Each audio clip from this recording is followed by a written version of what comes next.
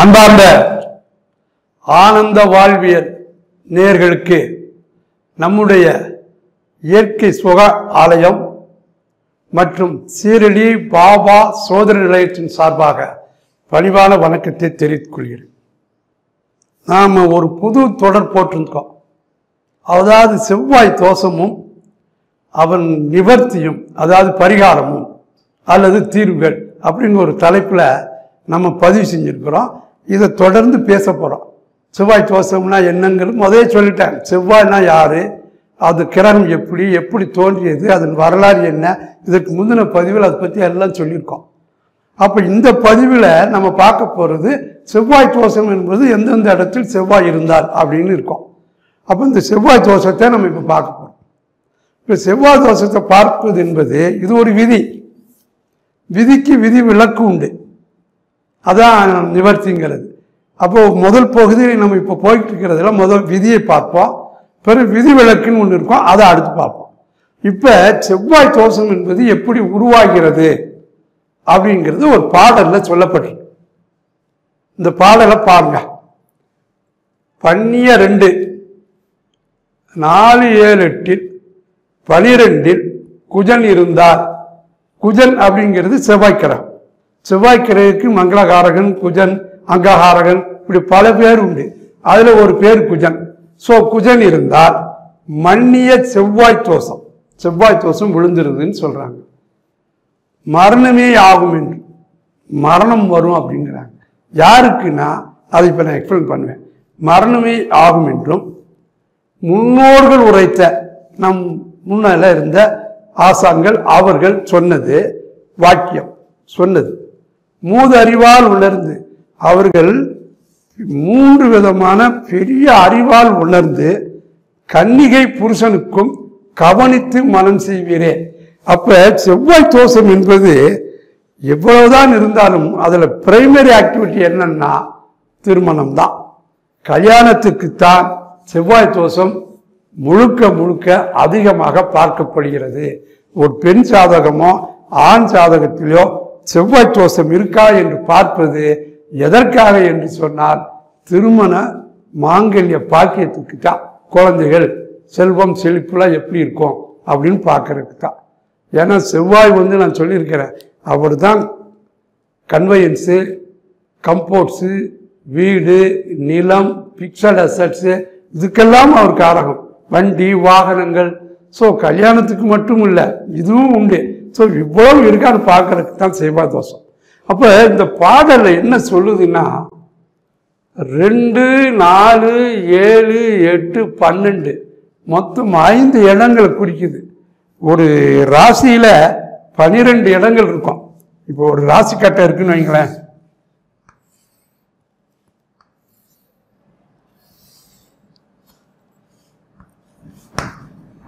இப்போ இதுல 12 கட்டம் இருக்கும். அது 12 கட்டம் இருந்தா தான் அது ராசி.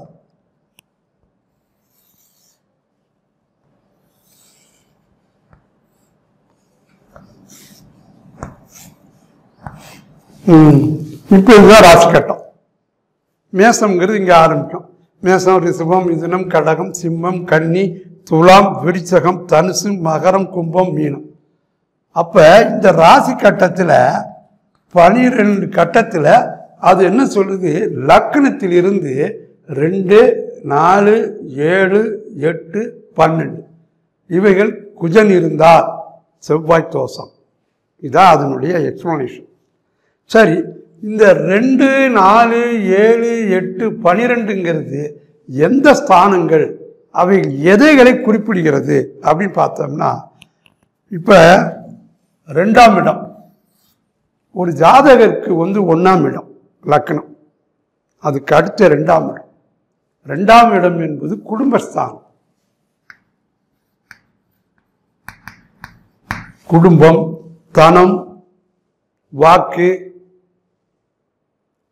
பேச்சு எல்லாமே 2ஆம் இடம். அப்ப அந்த 2ஆம் இடம் என்பது ஒரு ஜாதகர் தானாக இருக்கிற அவர் ஒரு கல்யாணம் பண்ணி அவரது குடும்பமாக மாறும். அப்ப ஜாதகர் சப்போஸ் ராமா அப்படின்னா ராமாவோட ஃபேமிலி தான் 2ஆம் இடம். ஸோ 2ஆம் இடம் என்பது மனைவி வந்த பிறகு அது ஒரு குடும்பமாக மாறுது. அதனால தான் பாருங்க இந்த உறவு முறை சாதிகள் எல்லாம் தலைக்கட்டு வரின்னு சொல்லுவாங்க. அவர் கல்யாணம் முடிக்காத போது அப்பா அம்மாட்ட வாங்கி கொடுப்பாங்க. இவர் கல்யாணம் முடிச்சாச்சுன்னு சொன்னால் இவருக்கு தனியாக வரி போடுவாங்க. தலைக்கட்டு வரின்னு பேர். அவர் ஒரு குடும்பமாக ஏற்றுக்கொள்ளப்படுது. இந்த ஒரு 100 பேர் இருந்தாங்கன்னா இப்போ ஒரு 10 பேர் கல்யாணம் முடிச்சாங்க அந்த வருஷத்துலன்னா 110 உறுப்பினர்கள் ஆயிடுவாங்க. ஸோ தலைக்கட்டு வரி என்பதே இந்த 2ஆம் இடம். ஸோ 2ஆம் இடம் என்பது குடும்பஸ்தானம், குடும்பத்தை சொல்லுவது. அங்கு செவ்வாய் இருந்தால் அப்படின்னு. அடுத்து 4ங்கிறது தாயாரை குறிக்கும், படிப்பை குறிக்கும். அது போக சுகஸ்தானம்னு பேர். சுகஸ்தானம்னு என்ன அர்த்தம்? வண்டி வாகனங்கள், வீடு வாசல், பிக்சல் அசட்ஸ் இதெல்லாம் வச்சுக்கிட்டு அதை அணிவிக்கிற பாக்கியம் இருக்கே, அதுதான் சுகஸ்தானம்னு பேர். சொந்த வீடு அமையுமா, வீட்டில் இருப்பாரா, செல்வாக்கா இருப்பாரா, போக வர கார் வச்சிருப்பாரா, வாகன வசதி இருக்குமா, இதெல்லாம் சொல்லக்கூடிய இடம் 4ஆம் இடம். 7ஆம் இடம். 7ஆம் இடம் என்பது கணவரோ அல்லது மனைவியோ சொல்லக்கூடியது. இது கலஸ்தரஸ்தானம்னு பேர். பெண்ணாக இருந்தால் ஆணையும், ஆணாக இருந்தால் பெண்ணையும். ஸோ கணவனாக இருந்தால் மனைவியும், மனைவியாக இருந்தால் கணவரையும் சொல்லக்கூடிய இடம் 7ஆம் இடம். 7ஆம் இடத்துக்கு கலஸ்தரஸ்தானம்னு பேர் சோதனை ரீதியில். அப்போ அந்த இடத்தில் போய் செவ்வாய் இருந்தால். அடுத்து 8, அது ஆயுள். ஒரு மனிதனுடைய ஆயுள் சொல்லக்கூடியது. ஸோ 8ஆம் இடத்தில் ஆயுள் ஸ்தானத்தில் இருந்துச்சுன்னா. அடுத்து 12 என்பது விரயஸ்தானம். விரயம்னா என்ன? இழக்கப்படுதல். ஒன்றை இழந்தால்தான் இன்னொன்றை பெற முடியும். இதுக்கு பேரே அயன சயன யோகம்னு பேர். படுத்து உறங்கக்கூடியது, அதாவது உடலுறவு, உடல் இன்பம், அதெல்லாம் குறிக்கக்கூடிய இடம் 12. விந்து இழந்தால்தான் குழந்தை வரும். ஸோ ஒன்றை இழந்தால்தான் இன்னொன்று வரும். ஸோ 2 3 ஆகணும்னா 12ஆம் இடம் ரொம்ப முக்கியம். அது அதாவது அந்த அனுபவிக்கக்கூடிய இடம். கல்யாணம் என்பது எதற்காக? சாந்தி முகூர்த்தம். ஸோ அதை அனுபவிக்கக்கூடிய இடம் 12. அப்போ இந்த முக்கியமான 5 இடங்களில் போய் செவ்வாய் குஜன் இருந்து விட்டால் அந்த பெண் உடைய கணவர் மரணமாவார். அப்போ இவன் விதவை ஆயிடுவான்னு அர்த்தம். யாரு? கல்யாண பெண் விதவை ஆகிவிடுவாள் அப்படின்னு அர்த்தம். அதே இது ஆணுக்கு இருந்தால் மனைவி இறப்பார். மனைவி இறந்த பிறகு இவர் திரும்ப ஒரு மறுமணம் முடிப்பார் அப்படின்னு சொல்லுது. முன்னோர்கள் உரைத்த வாக்கியம் மூதறியால் உணர்ந்து கன்னிகை புருஷனுக்கும் கவனித்து மனம் செய்வீரே. அவர்கள் என்ன செய்வாங்க? ஆணா இருந்தால் மனைவி இறந்த பிறகு அவர் இன்னொரு கல்யாணம் முடிப்பார், மறுமணம் முடிப்பார். அதைத்தான் இந்த பாடல் சொல்லுது. அப்போ செவ்வாய் தோஷத்துக்கு ஒரு எக்ஸ்பிளனேஷன் இந்த பாடல் கொடுக்குது. லக்கணத்திலிருந்து 2 4 7 8 12 செவ்வாய் இருந்தால் அந்த ஜாதகத்தில் செவ்வாய் தோஷம் விழுந்திருக்கிறது அப்படின்னு சொல்றது. இப்போ நம்ம ஒவ்வொரு லக்கணமாக பார்த்து இந்த தோஷம் எப்படி இருக்குன்னு பார்ப்போம். சரிதானா? ரைட். நம்ம இப்போ செவ்வாய் தோஷத்துக்கு ஒரு டெபினிஷன் பார்த்துட்டோம். இப்படி இருந்தால் அது தோஷம்னு, செவ்வாய் தோஷம் 2 4 7 8 12 மற்றும் 5 இடங்களில் சாதகத்தில் லக்கணத்திலிருந்து இருந்தால் அவை தோஷம்னு பார்த்துட்டோம். மொத்தம் 12 கட்டங்கள், 12 ராசிகள். அப்போ 12 லக்கணம் என்பது இருக்கும். மேசத்திலிருந்து ஆரம்பித்து போகும். மேச ரிஷபம் மிதுனம் கடகம் சிம்மம் கன்னி துலாம் விருச்சிகம் தனுசு மகரம் கும்பம் மீனம். அப்போ ஒவ்வொரு லக்கணத்திலும் இந்த டெபினிஷன் எப்படி ஒர்க் அவுட் ஆகுதுன்னு பார்க்க போகிறோம் இப்போ. சரியா? இப்போ ஃபஸ்ட்டு மேச லக்கணத்தை எடுத்துக்கோங்க. 8இல் செவ்வாய் இருக்குது, 12இல் செவ்வாய் இருக்குது. அப்போ மேச லக்கணத்துக்காரர்களுக்கு இந்த இடத்தில் செவ்வாய் இருந்தால் அது செவ்வாய் தோஷம். இப்போ அடுத்து பாருங்க ரிஷப லக்கணம். இதை பாருங்க, ரிஷப லக்கணத்தை பாருங்க. இப்போ ரிஷப லக்கணத்தை எடுத்துக்கிட்டிங்கன்னா இது லக்கணம். இங்கே 2இல் செவ்வாய், 4இல் செவ்வாய், 7இல் செவ்வாய், 8இல் செவ்வாய், 12இல் செவ்வாய். அப்போ ரிஷப லக்கணத்துக்காரர்களுக்கு இந்த இடத்தில் செவ்வாய் இருந்தால் அது தோஷம், செவ்வாய் தோஷம். அடுத்து இப்போ மிதுன லக்கணத்தை பாருங்க. மிதுன லக்கணம், இப்போ மிதுன லக்கணம் இங்கே இருக்குது. அப்போ 2இல் செவ்வாய், 4இல் செவ்வாய், 7இல் செவ்வாய், 8இல் செவ்வாய், 12இல் செவ்வாய். அப்போ மிதுன லக்கணக்காரங்களுக்கு இந்த இடத்தில் செவ்வாய் இருந்தால் அவர்களுக்கு செவ்வாய் தோஷம் உண்டு. அடுத்து கடகலக்கணத்தை பாருங்க. கடகலக்கணம் இங்கே இருக்கு.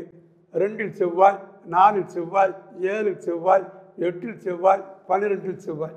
அப்போ கடகலக்கணத்துக்காரங்களுக்கு இந்த இடத்தில் செவ்வாய் இருந்தால் அது செவ்வாய் தோஷம் காட்டுகிறது. இப்போ சிம்ம லக்கணம் பாருங்க. சிம்ம லக்கணங்கிறது இங்கே விழும். அப்போ 2ல் செவ்வாய், 4ல் செவ்வாய், 7ல் செவ்வாய், 8ல் செவ்வாய், 12ல் செவ்வாய்.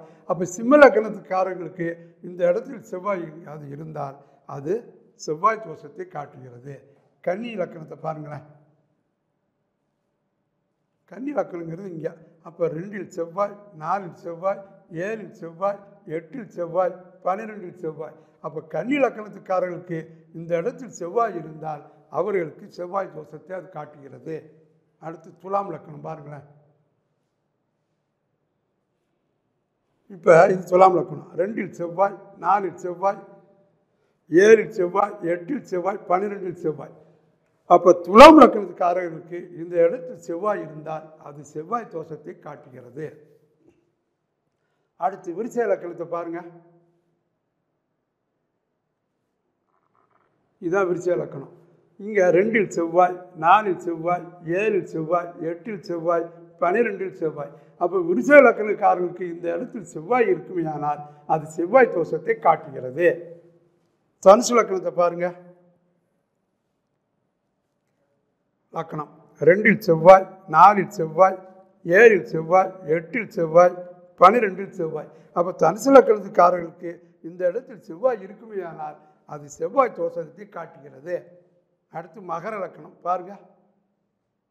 மகர லக்கணத்துக்கு 2ல் செவ்வாய், 4ல் செவ்வாய், 7ல் செவ்வாய், 8ல் செவ்வாய், 12ல் செவ்வாய். அப்போ மகர லக்கணத்துக்காரர்களுக்கு இந்த இடத்தில் செவ்வாய் இருக்குமையானால் அது செவ்வாய் தோஷத்தை காட்டுகிறது.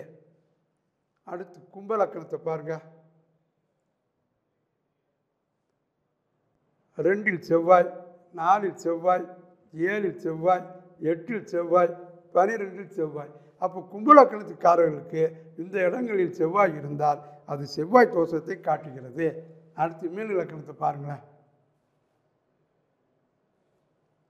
இங்கே இருக்கு. அப்போ 2ல் செவ்வாய், 4ல் செவ்வாய், 7ல் செவ்வாய், 8ல் செவ்வாய், 12ல் செவ்வாய். அப்போ மீன லக்கணத்துக்காரர்களுக்கு இங்கே எங்கேயாவது செவ்வாய் இருக்குமையானால் அது செவ்வாய் தோஷத்தை காட்டுகிறது. அப்போ இப்போ நம்ம செவ்வாய் தோஷம் என்றால் என்ன, அதனுடைய டெபினிஷன் என்ன, அது ஒவ்வொரு லக்கணத்துக்கும் எந்த இடத்தில் இருந்தால் அது அந்த லக்கணக்காரர்களுக்கு செவ்வாய் தோஷத்தை எப்படி காட்டுகிறதுன்னு இப்போ பார்த்துட்டோம். அப்போ இது விதி. இது என்னது?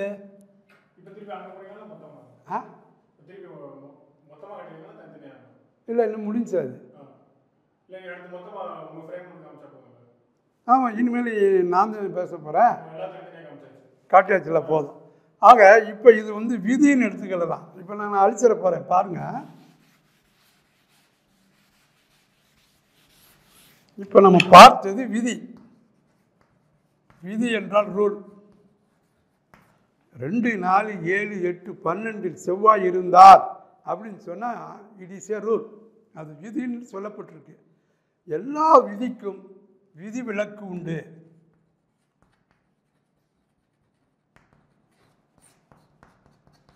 எக்ஸப்ஷன் பேர். இப்போ each and every rule case its own exception. ஒவ்வொரு விதியும் தன்னுள் ஒரு விதி விலக்கை வைத்திருக்கும்.